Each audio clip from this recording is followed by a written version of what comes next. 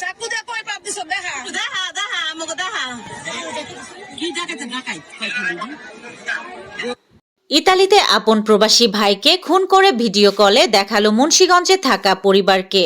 মুন্সিগঞ্জের টুঙ্গিবাড়ি উপজেলার দুই ইতালি প্রবাসী ভাইয়ের পারিবারিক কলহ শেষ পর্যন্ত রক্তক্ষয়ী সংঘাতে রূপ নিয়েছে। ইতালির লেইস শহরে বড় ভাই হুমায়ুন ফকিরের ধারালো অস্ত্রের আঘাতে ছোট ভাই নয়ন ফকির নিহত হয়েছেন। নিহত নয়ন ফকির ও অভিযুক্ত হুমায়ুন ফকির টুঙ্গিবাড়ি উপজেলার সোনারং এলাকার বাসিন্দা।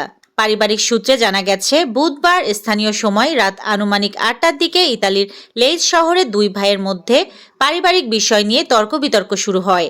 এক পর্যায়ে বড় ভাই হুমায়ুন ফকির উত্তেজিত হয়ে ছোট ভাই নয়নকে ধারালো অস্ত্র দিয়ে উপর্যুপরি আঘাত করেন। এতে ঘটনাস্থলে নয়ন ফকিরের মৃত্যু হয়।